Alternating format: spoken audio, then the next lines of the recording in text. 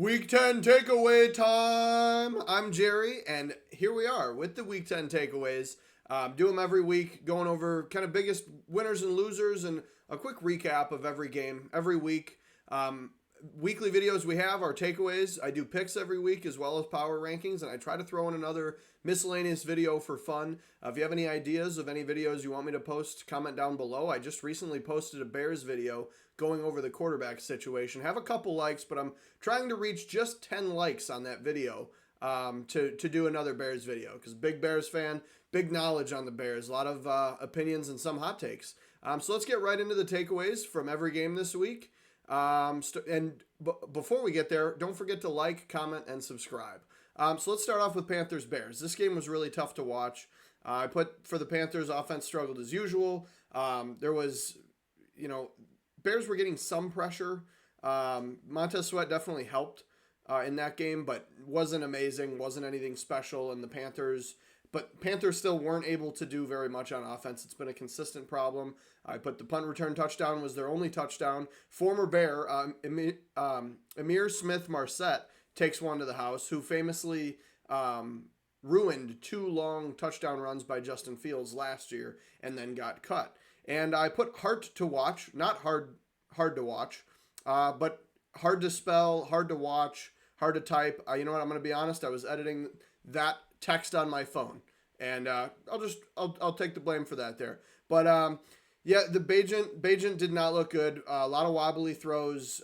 He missed some screen passes and just did not have a good game. So we need to fix that. Bears had a lot of bad penalties still, hurting themselves. Some bad holding penalties on defense. There were some big penalties too. I believe Jalen Johnson had a big penalty. Allows the Panthers to continue downfield. A lot of missed tackles. It was just an ugly game altogether for both teams. And Bears end up with the win. This is the one time that I've gotten the against the spread and the regular pick correct this season, and it was with a win. So I'll take it. Not going to complain. 13-16, Bears end up winning. Moving on to the next game, we had Colts-Patriots. These two primetime games were just absolutely awful. I put Punt Fest. The Colts were getting pressure all first half. 5 sacks in the first half, and did great. Jonathan Taylor still plays fairly well in the game. He's kind of proving to be their offense. It looks like Gardner Minshew really will just target Josh Downs and Pittman. And they both played pretty well, but it was really just the Patriots not even being able to find the end zone. They ran the ball really well between Ramondre Stevenson and Ezekiel Elliott. I think it was in the third quarter, there was a span where it seemed like every run they had was 7 or 8 yards, but all they could do is get into field goal range, and then that was really all they did. Good defense, hold the Colts to 10 points. Actually, the first team to hold the Colts under 20 points at all this season, but your offense has to be able to do something. And Mac Jones ends up getting benched after some ugly picks, and Bailey Zappi comes in and just throws a pick of his own on a fake spike to end the game. So Colts end up taking him down 10-6, and we get another pick right, which is good to see after a couple bad weeks. Texans, this game was absolutely electric, super exciting, back and forth. I just put C.J. Stroud as nuts. There's really no other way to put it. Noah Brown had like 170-something yards. Me going up against him in fantasy, did not love that. But he was basically the reason the other guy won. But the defense wasn't great, because the defense had been one of their stronger points of their team. And in this game, did not play very well. Granted, you are going against Joe Burrow and Jamar Chase and Joe Mixon. All the you see, I put in there not enough Mixon. He still doesn't get the ball as much as I would like. In the games where he's gotten more than 15 touches, they've won. And then when he doesn't, they don't. And that's just what happened again. But there was some good big plays in this one. Burrow did have some bad interceptions, though. He had an overthrow that was an interception, and then he threw another interception in the end zone. And I thought it was game over. And then Cam Taylor-Britt gets a pick six. Or no, he returned it to the 4-yard line. It was almost a pick six. And then Tyler Boyd, massive 65-yard touchdown catch. Bengals tie it up with a field goal. As I slowly die, Noah Brown gets a great catch, get him into the not into the red zone, but into field goal range, and then backup kicker makes the 38-yarder to win the game. So big game for the Texans here.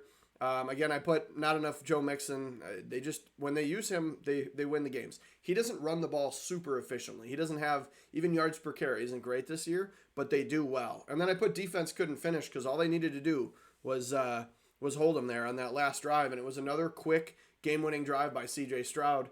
And good they got the dub 30-27. I did predict that. I actually predicted the Bengals to win, so I got that pick wrong, but against the spread we were correct. I just put the game win as always for the Packers. Played really awful early. Couldn't really do much. They came back, and then they couldn't win. I feel like if the NFL does give out a script, they just give that one to the Packers every week. Because, Najee Harris even gets in the end zone. Then Jaden Reed got a big touchdown. Packers had some solid drives, but didn't do a whole lot early. And then the Steelers block an extra point. They get an interception in the end zone. That was a big game-changing moment. But yeah, then the Steelers outgained. This is like literally they just copied the script from previous games because the Steelers were outgained in yards again. They had an efficient run game, which I guess is not normal for them. Pass game was still bad, but they ended up getting the win playing against a Packers team that seems to always have to play from behind. Jordan Love threw an interception, too, to end the game. So not a great game for the Packers, as it's been every game except for like the first two I think, this year. But the Steelers get the win 23-19. Next game, we have the Titans-Buccaneers.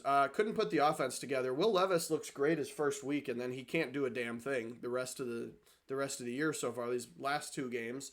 Derrick Henry was very inefficient running the ball. And then the Buccaneers just allowed too many big plays. There was a really good deep ball to Trey Palmer. I'm not remembering if it was a touchdown, but Trey Palmer had a massive catch, huge play. And then Rachaad White on a screen pass took it like 60-something yards, 64 I think it was yards. And but the Buccaneers played an ugly game. You have the really bad Mike Evans drop in the end zone. And also hurt my fantasy team, so love that, Mike Evans. But at the end of the day, the Buccaneers end with a win, despite having a fairly ugly game, just playing against a Titans team that can't put it together. Their defense had kind of been their strong point in their run game, but it seems like the Buccaneers do have a good run defense still, especially with Vita Vea being back. So anyway, Buccaneers take them down 20-6. Titans look like they're done. This game was also very exciting. Browns have a really bad start to this game, and the Ravens just kind of going up as they normally do, and Keaton Mitchell was looking good again. We had Deshaun Watson, very first play of the game, gets picked off. Kyle Hamilton tips it up to himself and returns it for 6, walking into the end zone. So that was very exciting for the Ravens early on. And then we had a Justin Tucker blocked field goal earlier, which if you look back, if they get that, they're winning this game. But the Browns were really not set up to win this, and really Deshaun Watson, his ability in the late game was really what did it.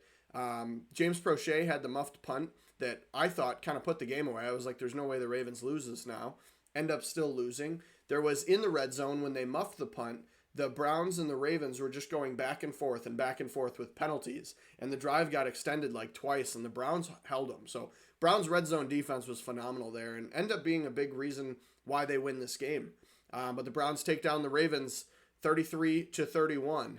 You know what? Let me go back to that real quick. I didn't mention, I don't remember his name, but there was a guy on the Browns, number 28 or 26, had a massive hit on Lamar as he was going out of bounds. And I don't think they ended up calling it a penalty. No, they didn't call it a penalty.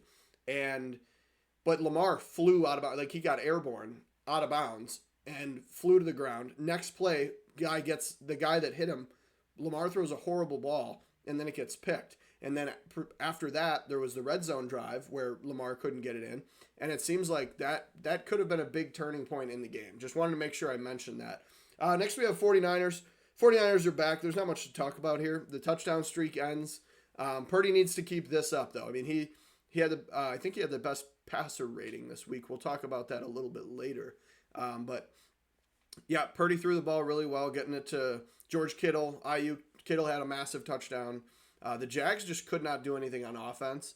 Definitely showed, I think, Bosa and Chase Young all had like 2 or 3 plus quarterback hits. So Chase Young already making a little bit of an effect, at least in his first game.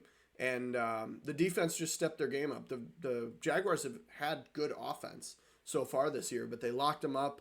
Christian Kirk had a pretty good game, but Calvin Ridley was a non-factor in this game. And Travis Etienne struggled, wasn't able to really get it going on the ground, and then, which normally they had been good on the ground, and then, if they go up, they can run the ball out and have success. Well, in this game, they go down early, didn't have as many opportunities to run the ball, playing from behind like they were, and the defense just could not stop the 49ers to the point where they had all backups in on the last drive, and it was like 4th and goal from like the 3 or the 4, and they were literally just trying to feed Christian McCaffrey the ball to get him his touchdown streak, and the 49ers just seemed to kind of be doing whatever they want, but they weren't able to get it. I did pick the 49ers to win, but I picked the Jags to cover because I thought they could have been close in this game, and that was not the case. 49ers end up murdering the Jaguars 34-3. Next, we have the Saints-Vikings. I did pick the Vikings to win this game, which they were 2.5-point underdogs at home, which was crazy to me because the Saints had been struggling. Taysom Hill with 1 L, not capitalized. I just said we need more of him. The previous 2 weeks when they won, Taysom Hill was a huge factor in the red zone and made big plays. And we have Derek Carr come in, go down, rather. He got injured. And Jameis Winston he was hot right out the gate. He was firing on all cylinders, making big throws, and then he turned into old Jameis Winston where he just heaves it up and it's an interception. I would have liked to see Taysom Hill used a little bit more. The running element that he has is he's like a power back that can throw the ball and catch the ball. He's such a Swiss Army knife. The fact that they didn't use him much in this game just didn't really make much sense to me. I already said the Winston spark helped, but it wasn't enough in the end. They were playing from behind the whole time. The Vikings had a big lead early. So Dobbs is on fire right now, though. The Pastronaut, he clearly knows what he's doing. And giving him more time in this offense, I think, can only make it look scarier, especially moving forward. I'm curious to see what the Vikings are going to do, though, because Jaren Hall is their young quarterback that's supposed to learn the offense. And in his 2 quarters that he played or whatever, he didn't really look bad. It just looked like, your first 2 quarters of football. So I'm interested to see what they'll do. I said Madison should rarely get the ball because Ty Chandler runs a 4.3 40 and ran the ball well for him. So he should be the lead back. If they want to throw Madison in on occasion, like they did when they had Cook there, that's fine. But I really think it should be rare, 5 to 6 touches a game. Maybe he's a better blocker than Ty Chandler. I didn't really pay attention to that, but that would be the only reason that I would see him, needing to be in the game. And then final thing is Danielle Hunter's just an animal out there. He was creating pressure left and right. And the game ended up being closer. I'm off topic here, but the game ended up being a lot closer than I expected, especially because there was the Hail Mary at the end.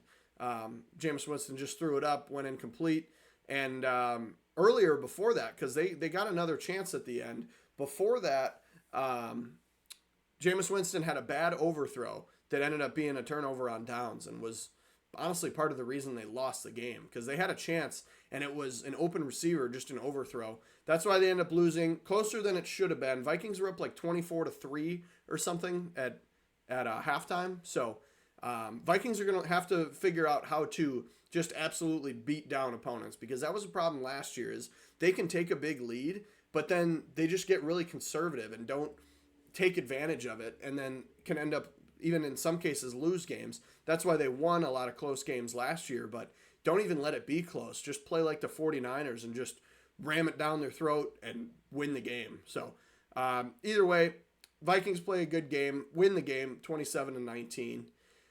Can't really complain. They're 6-4. Falcons Cardinals. This was an interesting game. Bijan finally leads the run game. He had 22 carries. I think the next most was I think Algier was still the next closest with 8 or 9, but he was not efficient. He's still just a short yardage power back. I said the Falcons weren't ready for Kyler Murray. Kyler Murray, I put on the other side, came back strong. He came back like old Kyler Murray, like he hadn't missed any time. So that was impressive, especially with the Modern Warfare 3 just coming out. He just came back like it was no different. And I put Arthur Smith 2024 because apparently they've agreed that he is going to be the coach next year. There's no ifs, ands, or buts about it. So I thought that was really interesting. The defense did enough for the Cardinals to shut down the Falcons. This slowed down the run game at least and prevented, we had an injured quarterback. We had Heineke go down. Ritter comes in on the first play, and he actually bombs it deep on like the first play that he's in. And then there's PI called, so it gets them all the way down the field. And it looked like they were going to be able to sustain, the lead and potentially win the game. But Cardinals end up coming back. They have a massive pass to Trey McBride. He runs down the sideline and scores. And it was a good game for the Cardinals. They win 25-23, and I get the pick wrong. I wasn't expecting Kyler Murray to come out that strong, especially with the strong Falcons defense. Another good game here. I didn't have much to say about the Chargers.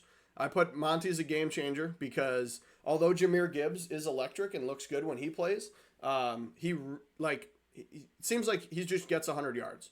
There's been 3 games this year where I think Monty had he had like a 75-yard touchdown run, so that's part of the reason in this game. But just efficient running the ball. I want to say he averaged like 4 or 5 yards a carry without having that 75-yard run. So good game for him coming back. I put the defense needs to step up because you allowed the Chargers to score 38.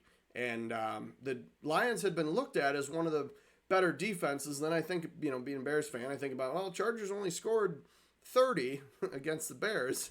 And the Bears don't have a great defense. But, yeah, the Lions, I think that if their defense plays better, but, they're going to do a lot better. Neither team had a sack in this game. So only, I think, 6 or 7 quarterback hits in total, too, on top of it. But it ends on a game winner for the Lions. They end up taking them down. Keenan Allen's insane. He had like 170 or 150 receiving yards, 2 touchdowns. I just put the defense also needs to step it up because we had a 38-41 football game. The Lions basically just fed Amon-Ra and as far as passing goes. And then Monty and Jahmyr Gibbs kind of split carries. But it ended up being a win for the Lions, 41-38, just as I predicted. Not just as I predicted. That was a higher scoring game. This one, there's not much to talk about. CeeDee Lamb went off again. Dak Prescott went off again. Cowboys defense played well. Most of the Giants' points were garbage time. Cowboys win 49-17. Giants are done. Tommy DeVito is not going to be the guy. He needs to just go back to his mom's house where he lives and just be there because he should not be in like football. Not at this level, unfortunately for him. Daniel Jones, I don't think he helps enough, even if he comes back. And the Giants just go down too early to get any utilization out of Saquon Barkley because you can kind of just go, oh, yeah, the quarterback can't throw the ball. Oh, they're just going to hand it to him. And then their game plan's shot. So not much more to talk about. Cowboys win 49-17. Another close game here. I put slinging Sam Howell because he is not Washington legend slinging Sammy Baugh, but he is slinging Sam Howell. And he really knows how to produce offense and definitely produce yards. You'd like to see him do better in the red zone. But, I mean, it seems like every game he's putting up a shit ton of yards and having a great game. And he's not super accurate by any means. He's not, like, amazing at all. But, like, he's good enough to where, if your defense just plays a little better against the Seahawks, you probably win. And I put, hung in. They were close against the Seahawks, who now are a 6-3 team. But they just keep finding ways to lose. Seahawks play a clean game. We finally have a game where Geno Smith doesn't fumble or throw an interception. Probably a big reason they won. If he has one turnover, they probably lose this game. But the defense still needs to be better. It's the Commanders who, as I mentioned, put up yards. Haven't done great in the in the red zone. And you'd expect a little more out of the defense, I think. And then Geno goes off, wins the game. That's really all it was. Kenneth Walker had another good game. I put Magic. I put in my notes. Magic by Sam Howell to Brian Robinson. He was like scrambling all over the place and then just chucked it. And Brian Robinson slides down the sideline for a touchdown. That was a really exciting play. Howell had another throw I put on here. A perfect throw to De'Ami Brown. And that was for the touchdown to tie the game right before the end. DK Metcalf has insane back-to-back catches and then powering down the field to get into field goal range and ends up kicking it. Well, he didn't kick the game-winning field goal. I'm sure he could. I'm sure he could kick the ball out of the stadium with the strength that he has. But Kicker ends up kicking the field goal, not DK, and they win 29-26. I did predict that they would cover, so that was another good prediction by myself here. If I do say so myself. Here's another shit game. Jets Raiders. It was like, oh, all the primetime games? Should we make any of them good? No, not except for the Broncos. Takeaways seems to have slid down the page a little bit here. Apologize about that. Don't know how that happened. But punt fest, field goal fest. Conklin forgets what team he plays for. At the end, big, Garrett, well, it wasn't not that anybody was wide open, but it's a Hail Mary. And Garrett Wilson is like about to catch it. And then Tyler Conklin just goes, ugh, and just swats the ball away. And then it's incomplete. And it honestly could have been caught very easily by Garrett Wilson for a touchdown. All it took was one touchdown. We had a cool pick by Bob Spillane. Love to see that with a broken hand. That's all. That's all for this game. Raiders win, beat the Jets. Last game of the week, good game, but big back-to-back wins for the Broncos, beating the Chiefs and the Bills. Seemingly a powerhouse now in the NFL is the Denver Broncos, who are finally figuring it out on defense again. Had one of the better defenses in the league last year, and we talked about, the Broncos would be so good if they just didn't get Russell Wilson, and they're stuck with him. Now Russell Wilson's playing pretty good. The run game still hasn't been phenomenal. A little bit of a spark these few weeks from Jaleel McLaughlin, but Russell Wilson really has been playing well, and he's been playing like vintage Russ, not last year's Russ. And because the defense is starting to click finally, who was one of the worst defenses, I don't know if people forget that they let the Dolphins score 70 on them, but their defense is starting to look a lot more like last year's, where if you only hold the Bills to 22 points and your offense can finally produce more than 20 points, you win the game. So it was weird to see early on this season because the whole team was opposite of last year, where the Broncos, I think they would have been like 11-6 or something if they scored more than 20 points because they kept holding the other team to under 20. And then at the beginning of this year, they're losing a bunch of high-scoring games. But the defense is finally starting to click. And this is a big game for them because if they would have lost this game, I believe they go to 3-6, and their season's like probably over. They're thinking, oh well, it was a good run. Now we kind of have to tank, or we're probably with the division they're in, it's going to be tough to come back. Now at 4-5 and beating teams like the Chiefs and the Bills, they're back in this thing. So it's going to be interesting to see what happens there. Defense ultimately did win the game. Russ played a clean, clean game, and I don't think there was any turnovers. And then all the turnovers from the Bills lost the game. You have first play, James Cook fumbles the ball and didn't get a lot of time after that. The Bills had a lot of penalties going on. Gabe Davis had a drop that bounced off of his hands, turns into an interception. That one was his fault. But then later, Josh Allen is the quarterback for the Bills. He sails a ball over, and then it's an easy interception. Bit of a late throw on a corner route. I believe that was Gabe Davis as well. But yeah, it was a tough game. Ken Dorsey then gets fired, which I don't believe it was his fault. I would say if the Bills win this game, you probably don't fire your offensive coordinator, but because they lost, he ends up getting fired, which is unfortunate. I don't know if their offense has really been all the problem. I mean, he still put up 22 points. Obviously, the turnovers haven't been good, but Ken Dorsey isn't throwing the ball. It's Josh Allen. So interesting to see what's going to happen there. Definitely slid down my power rankings. That video should be out tomorrow, so stay tuned for that. That was the last game of the week, though. Let's move on to the Week 10 leaders. So we have Geno Smith with the completions and attempts. Not going to read all these off. Devin Singletary went off. Keenan Allen went off. A lot of people dominating. Cowboys and 49ers, honestly. You got Purdy. Cowboys, you have 640 yards of offense, 172 on defense. 49ers get the takeaways. And then the fun facts, kind of in line with that a little bit. 3 teams in the NFL have exactly negative 26 scoring margin. The 3-6 Rams, the 3-6 Titans, and the 6-3 Steelers. So Steelers kind of looking like the Minnesota Vikings last year, where they had a negative point differential, but a great record. And opposite of the Jaguars, who had like a top 10 scoring differential, but a negative record for part of the year last year. So Steelers are finding ways to win games. Good for them. Cowboys outgained the Giants by 468 yards. That is the largest difference in 44 years, which is nuts. and we kind of knew that was going to happen. Didn't think we knew it was going to be that bad. But bit of a surprise is the I'm Jerry Player of the Week is not even on the screen for the Week 10 leaders, and that is because CJ Stroud gets the I'm Jerry Player of the Week again. Not the best. He was definitely not the best. He's the Player of the Week, so he was the best player. The reason I say, like, statistically, he was not the best. We look at last week. He had 470 yards, 5 touchdowns, no interceptions, like 148 something passer rating. Went nuts. This week, he only goes 23 for 29, only 356, which is, I say only. That's a great game. 1 touchdown, 1 interception is not great, but the game-winning drive. He put that together. He's done it back-to-back weeks. I had to give it to him again. I was tempted to do like CeeDee Lamb, Dak Prescott, Brock Purdy, but those were all those games. You could do Devin Singletary in this game too. But he had 30 carries. He still just averaged 5 yards a carry. I feel like CJ Stroud was deserving of it, just for getting the game-winning drive. It's just you can't beat that.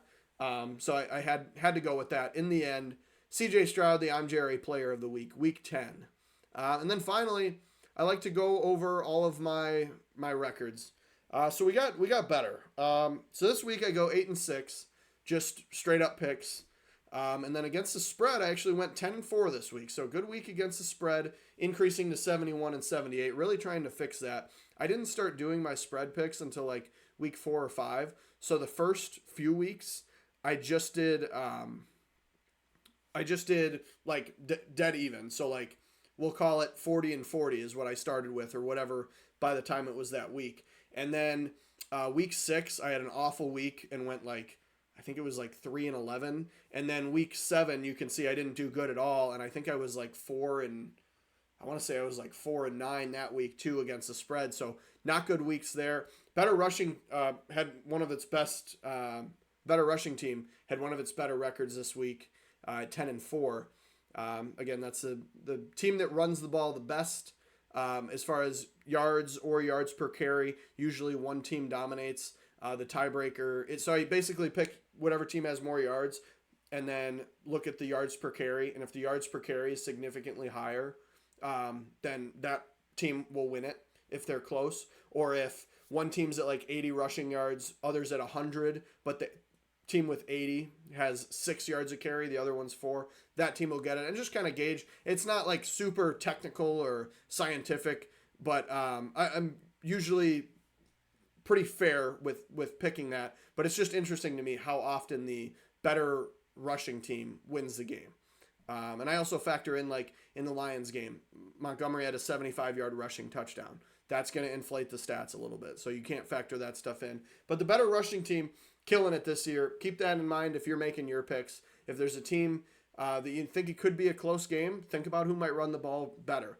The only teams you don't want to do that with is the Chicago Bears, Tennessee Titans, and the Falcons, because they typically run the ball more efficient than the other team. Giants is another one that you could throw in there. They typically run the ball better than the other team, but they don't typically win. So don't follow it with those teams. Other teams you should. That's it for this video. Thank you for watching. Don't forget to like, comment, subscribe. And in the comments, again, let me know if there's any other videos, there's any team that you want me to talk about, or anything in particular. If you have a video idea, whatever advice you can give me is always appreciated. Thank you for watching, and have a great day.